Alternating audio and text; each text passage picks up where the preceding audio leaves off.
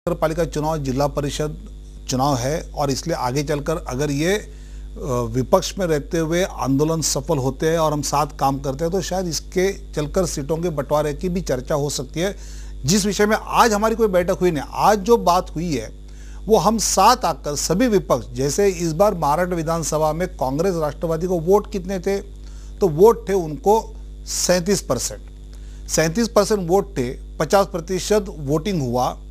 अगर 50% वोटिंग में 37% है मतलब उनको मैं कहता हूं कि 17 से 18% वोट पूरे 100 में से है। अब 18% वोट प्राप्त करने पर कोई भी पार्टी सरकार में बैठती है और जनता 18 छोड़कर बाकी 82% 82% उनके विरोध में है, तो ये सब विपक्ष अगर साथ आके ये भ्रष्टाचार के विरोध में एक मुश्त आंदोलन करते हैं, महंगाई के विरोध में आंदोलन करते हैं, तो जनता को राहत मिलेगी।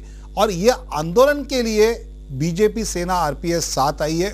ये आंदोलन और भी आगे चलेंगे और भी मजबूत हो जाएंगे और उस आंदोलन के दरमियान अगर कोई महानगर पालिका चुनाव या जिला परिषद के बारे में पॉलिटिकल अलायंस के नाते, आघाड़ी के नाते चुनाव लड़ना है, तो अभी कोई पॉलिटिकल अभी उसकी चर्चा कुछ हुई नहीं है। आज हम सिर्फ आंदोलन के लिए इकट्ठा आए हैं और आंदोलन मजबूती से सत्ताधारी पार्टी के विरोध में करने के लिए। ये सवाल के ऊपर मैं आऊंगा, लेकिन अभी कल्याण से हमारे साथ जुड़ रहे हैं रमेश। रमेश जी, आपका सवाल पूछिए। नमस्कार साहेब। नमस्कार विनोद साहेब, नमस्कार। विनोद तावडे साहेब, नमस्कार। हाँ, नमस्कार। माझा प्रश्न असा आहे की 2.5 लाख गिरणी कामगारांची घरं केव्हा मिळतील, त्याचं शासनाने तयार केलेलं नियमित नियमावली आपल्याकडे उपलब्ध आहे का? आणि दुसरी गोष्ट की ज्या 3 मिल सीआरझेड मध्ये येतात त्यावेळेस शासनाची काय भूमिका आहे? आणि तसेच गिरणी कामगारांच्या वारसांसाठी झालेल्या विकास कामांमध्ये 75% कामगारांच्या मुलांसाठी आरक्षणाचा टप्पा आहे, तो अजून देखील विकास कामं गगनचुंबी इमारती उभ्या राहिल्या। आपका सवाल पता चल गया विनोद जी। इस जो मिल मजदूर का जो इशू है उसके ऊपर काफी लोगों की भावना अलग है, लेकिन इस बारे में मैं चर्चा करूंगा, आपके मत मैं जानूंगा। लेकिन इस अभी वक्त हो गया है एक छोटे से ब्रेक का।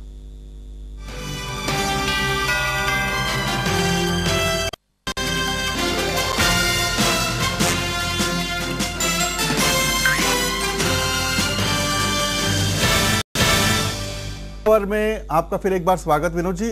मिल मजदूरों का काफी 2.5 लाख मिल मजदूर थे और जो बचे हैं उनको अभी घर नहीं मिल रहा है। बाकी के मिल मजदूर तो निकल गए, लेकिन अभी जो मिल मजदूर है उनको घर कब मिले? दुर्भाग्य यह है कि यह सरकार मिल मजदूरों के विषय में बिल्कुल सीरियस नहीं है। कभी एक बार भास्कर यादव उनके मंत्री ने घोषित किया कि हम मिल मजदूरों को मुफ्त में घर देंगे, बाद में घोषित किया कि उनको कुछ पैसा देना पड़ेगा। अब मिल मजदूर को वो घर देने के लिए उसको 350 स्क्वायर फीट का घर के लिए 10 लाख 12 लाख मांग रहे हैं, ये कहां से देगा?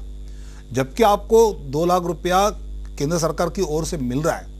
और इसलिए सभी मिल मजदूर संगठन साथ आकर इसका संघर्ष कर रहे हैं। मैं मानता हूं कि नवाकार के एडिटर ने इन सबको इकट्ठा लेके भी मुख्यमंत्री की भेंट की है और आने वाले इस अधिवेशन में हम टाइम बाउंड प्रोग्राम मुख्यमंत्री घोषित करें, वरना हम अधिवेशन चलने नहीं देंगे। इस प्रकार की भूमिका मिल मजदूरों के निवास के बारे में हमारी है। मेरा एक बहुत छोटा सवाल आपसे है।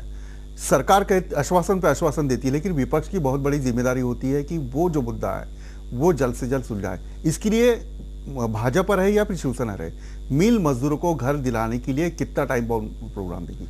नहीं, मेरा मानना कि हम आज तक ये मिल मजदूरों का विषय जिंदा रखा अगर कोई है तो वो भाजपा शिवसेना ने रखा है। जब हम सरकार में थे तब किसी भी मिल की डेवलपमेंट को अगर अनुमति देनी है तो 1/3 उस मिल मालिक को मिलेगा, वो डेवलप करे, 1/3 उसने देना चाहिए भाड़ा को या सरकारी आवास के लिए, और 1/3 का जो हिस्सा रहेगा वो हिस्सा ये मिल मजदूरों के आवास के लिए देना चाहिए। इस प्रकार की खुली एक नीति बनाई थी।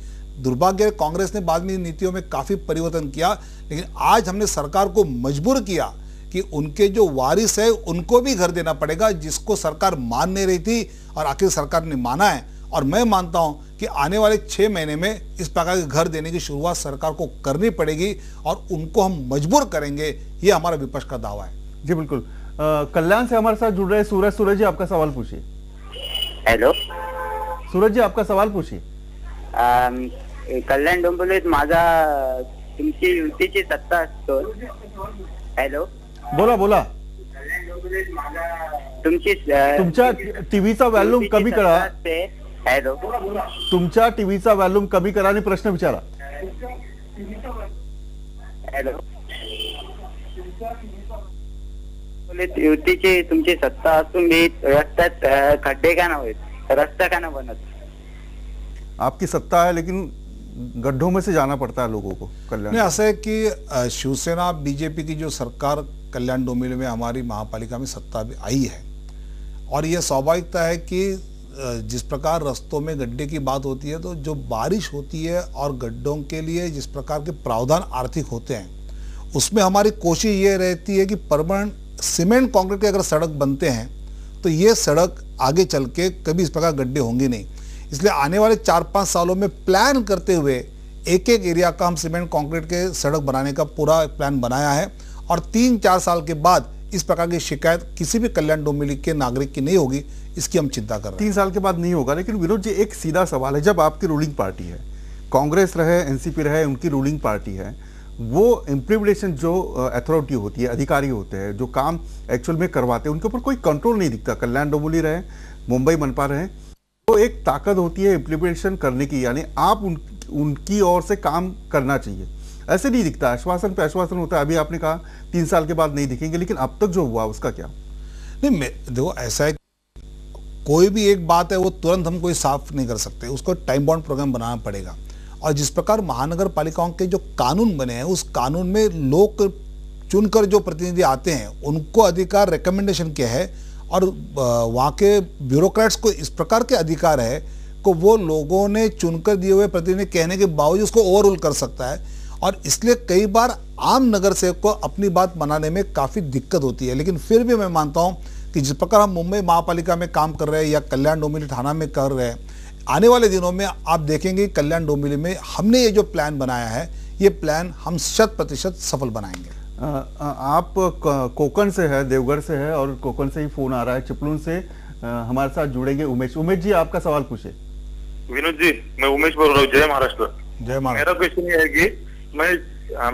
है कि आप और मुंडे